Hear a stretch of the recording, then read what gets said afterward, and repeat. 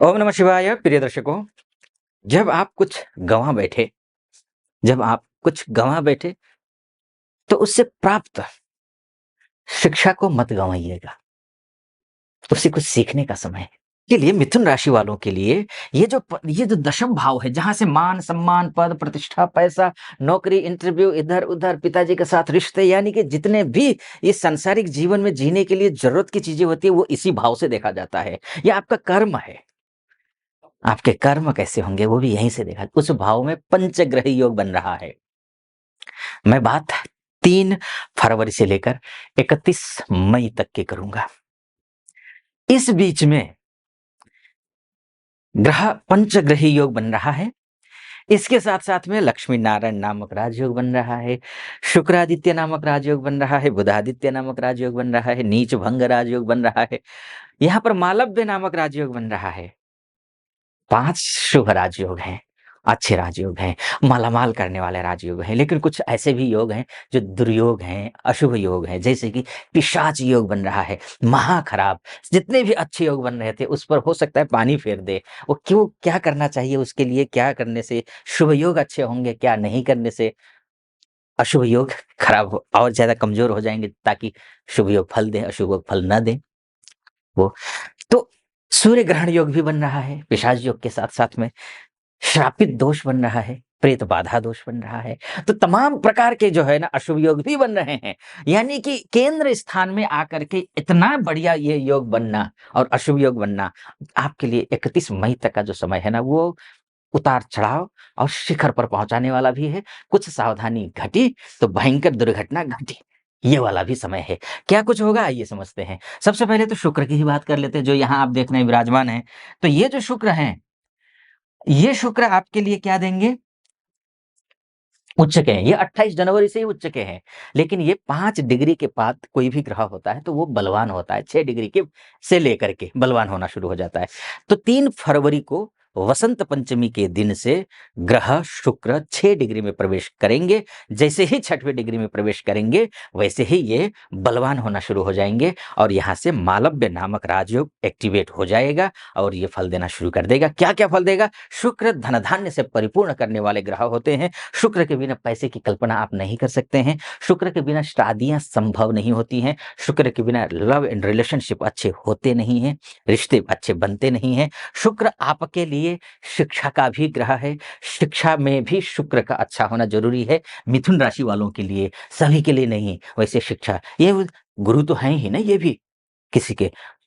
जो बृहस्पति हैं, वो देवताओं के गुरु हैं, तो ये राक्षसों के गुरु हैं। टीचर तो ये भी है ना, लेकिन हाँ, शुभ शिक्षा सिखाने के लिए कुछ भी हो, चाहे अनुभव के आधार पर शिक्षा हो, चाहे एजुकेशन का जो सिस्टमैटिक, चाहे हायर एजुकेशन हो, चाहे स्कूल लेवल हो, सभी के लिए अच्छा है।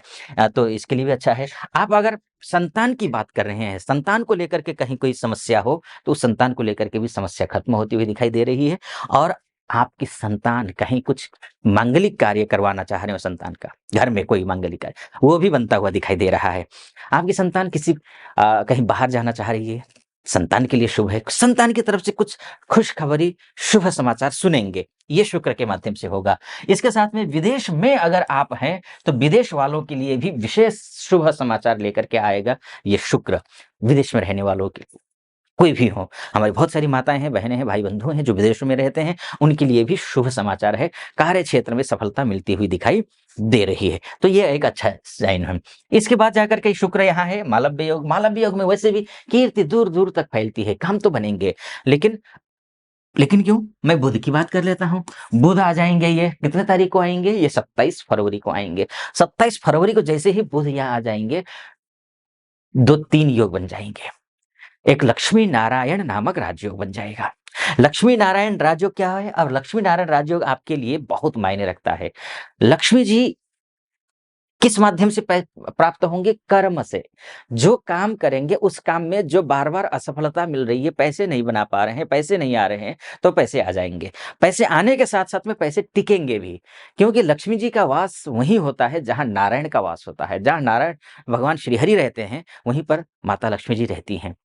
नहीं तो अन्यथा लक्ष्मी जी स्थिर नहीं रहती हैं।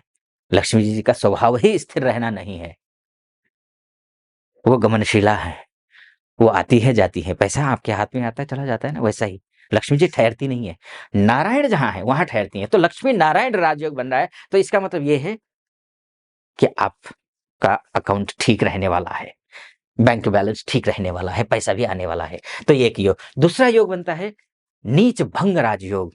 नीच भंग राजयोग बनने का मतलब सीधा-सा ये है कि आपका स्वास्थ्य अच्छा होगा, लक्ष्मी नारायण राजयोग से भी स्वास्थ्य अच्छा, घर खरीदना है, गाड़ी खरीदना है, प्रॉपर्टी खरीदना है, इष्ट मित्र नाते रिश्तेदारों के साथ रिश्ते अच्छे बनाने हैं, इस सब के लिए बुध का यहाँ आना शुभ है। कहीं नौकरी में इंटरव्यू देना है तो भी ठीक है, एजुकेशन के लिए तो शुक्र के माध्यम से भी ठीक है, बुध के माध्यम से भी ठीक है, पारिवारिक सुख चाहते हैं तो उसके लिए भी ये स्थिति ठीक है। नीच भंग राजयोग में जो बहुत बिगड़ा हुआ काम है, आपको लगा कि अब शायद नहीं हो पाएगा, वो काम भी नीच भंग राजयोग में बना देगा। नीच को भंग कर देना, नीच को भंग कर देंगे तो क्या होगा? शुभ होगा, उच्च होगा, है ना? तो यही होगा, तो उच्च के ग्रह के समान फल देना शुरू कर देगा यहाँ पर, तो ये भी अच्छा हो जाएगा। आगे बढ़ूँ उससे पहले एक निवेदन करना चाहूँगा, आप यहाँ तक पहुँचे हैं और मेरा विश्लेषण सटीक लग रहा हो, तो चैनल को सब्सक्राइब कर दीजिएगा, वीडियो को लाइक और कमेंट बॉक्स में जाकर के महादेव का भक्त हूँ, कृपा आप पर भी बनी रहे, ऐसी मेरी कामना। हर हर महादेव 5 बार, 11 बार, 21 बार, जो भी श्रद्धा बने आप लिख दीजिएगा। चलिए आइए विषय पर फिर से प्रवेश करते हैं। बात हो गई शुक्र बुध की, अब बात सूर्य की भी कर लेते हैं। सूर्य भी देखिए यहां से आ जाएंगे बैक टू बैक 14 मार्च को। जैसे ही 14 मार्च को सूर्य यहां आ जाएंगे, दो तीन योग बनेंगे, तीन योग में दो योग अच्छे हैं, एक योग खराब है। पहले अच्छे योग के बारे में बात कर लेते हैं। कर्म स्थान में सूर्य का आना वैसे भी अच्छा है। सूर्य जैसे ही आएगा, बुधादित्य नामक राजयोग शुरू हो जाएगा। जैसे ही बुधादित्य नामक राजयोग शुरू होगा, सूर्य आपका आत्मबल का ग्रह है, सूर्य पितृकारक ग्रह है, सूर्य आत्मसम्मान का ग्रह है, आपका व्यक्तित्व का विकास कराएगा ये, आपका लक्ष्य को बड़ा करवाएगा। ये बुद्धि और विवेक के साथ में आप काम में सफलता प्राप्त करेंगे और सम्मानित हो जाएंगे। किसी पॉलिटिक्स में है तो कोई पद मिलेगा, कोई अगर कोई ऐसा कार्य सामाजिक कार्य करते हैं तो आप सम्मानित होने जा रहे हैं, तो ये काम कर देगा। शुक्र के साथ में हो जाएगा, शुक्रादित्य नामक राजयोग बन जाएगा, जो कि बहुत अच्छा राजयोग है।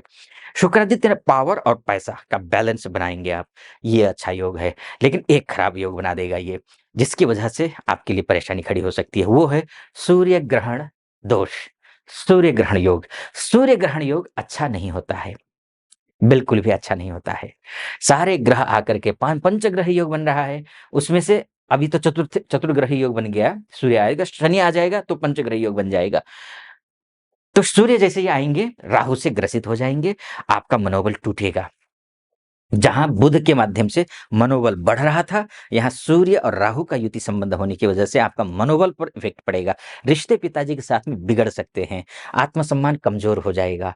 ये सब कुछ जो है ना होगा, ये होने नहीं देना है। उसके उपाय है, करना क्या है, आपको सुबह जल्दी उठना है, सूर्य को अर्घ्य देना है, आदित्य हृदय स्तोत्र का पाठ करना है, राहु को शांत कर लीजिए। राहु को शांत करने के लिए आप कंबल, अब सर्दियां अभी भी हैं, सर्दियां, कंबल वितरण कर सकते हैं शनिवार के दिन। राहु के लिए आप जो है तिल दान कर सकते हैं, काले तिल दान कर सकते हैं। उसके बाद जाकर के शीशा दान कर सकते हैं, आईना ये दान कर सकते हैं आप। मूली का सीजन है, मूली दान कीजिए, खासकर उन जो दिव्यांगजन होते हैं, ऐसों का हेल्प कीजिए आप, वेजिटेबल्स दीजिए, है ना? उसमें क्वांटिटी मूली की ज़्यादा रख लीजिए, ऐसा भी आप कर सकते हैं। और दीन दुखियों का, जो गरीब तबका है, उनकी सेवा करिए, ये अच्छा हो जाएगा। एक ये योग हो गया। दूसरा, इसके साथ-साथ में करना क्या है आपको, ये सूर्य की भी बात हो गई, चलिए ठीक है। अब आगे और बढ़ते हैं। शनिदेव आ जाएँगे, उसके बाद तुरंत कब आएँगे? 29 मार्च को। मैं आपको शायद ये लक्ष्मी नारायण जो नामक राजयोग था, उसको मैंने आपने तिथि नहीं बताई। तिथि थी आपका ये 27 फरवरी से लेकर के 7 मई के बीच का, ध्यान रखिएगा, है ना? और सूर्य के माध्यम से जो योग बन रहे थे वो 1 महीने के लिए बना था। 1 महीने के 14 मार्च से लेकर के अप्रैल के मिड तक। ये जो अब शनि है, शनि जैसे ही कब पहुँचेंगे ये पहुँचेंगे आपके 29 मार्च 2025 से लेकर के, यहीं रहेंगे। अब ये खराब योग है, कब तक खराब रहेगा ये योग? जब तक राहु के साथ में है। और राहु के साथ कब तक रहेंगे? ये रहेंगे 18 मई तक। 18 मई तक पिशाच योग बन जाएगा, जो कि भयंकर खराब योग है।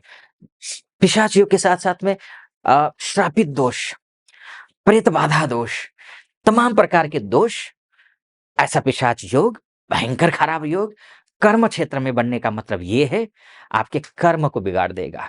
और जहाँ आपका कर्म बिगड़ गया, जहाँ कभी आलस्य, कर्म बिगड़ने का मतलब आलस्य आ सकता है, गलत काम कर सकते हैं, गलत लोगों के संपर्क में आ सकते हैं, कुछ भी हो सकता है। तो आपके लिए कर्म बिगाड़ने का मतलब ये है कि सारे जितने भी अच्छे योग बन रहे थे, वो अच्छे योग धरे के धरे रह जाएँगे, ये अशुभ योग सिर चढ़कर बोलेंगे और सब कुछ बर्बाद कर देंगे। अब आपको क्या करना है ये ध्यान रखिए। सबसे पहले आचार, विचार, व्यवहार, संस्कार और कर्म अच्छे रखने हैं। अगर आपने कहीं किसी को पीछे धोखा दिया है, किसी के साथ छल किया है, कपट से आपने परेशान किया है या किसी का नुकसान पहुँचाया है, जाने-अनजाने में कुछ गलतियाँ हुई हो, इसका ये सूद सहित ये पनिशमेंट देगा, ध्यान रखिएगा। इस समय तो कुछ मत करिएगा किसी के साथ गलत, अगर पीछे भी किया है ना तो प्रायश्चित्त कर लीजिए। ये तो एक व्यावहारिक तौर पर बात हो गई।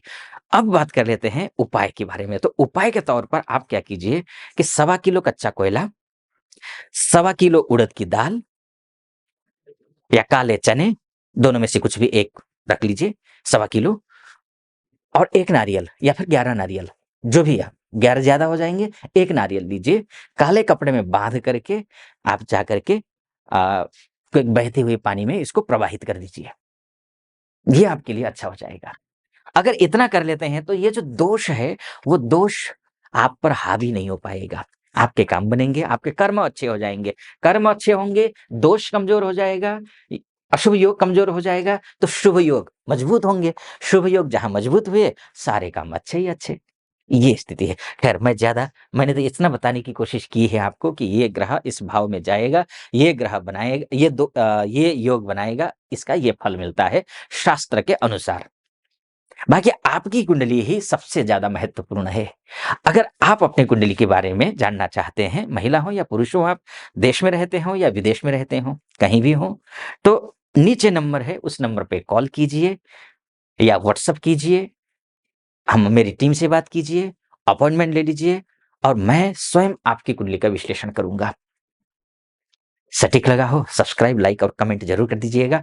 फिलहाल अनुमति दीजिए। ओम नमः शिवाय।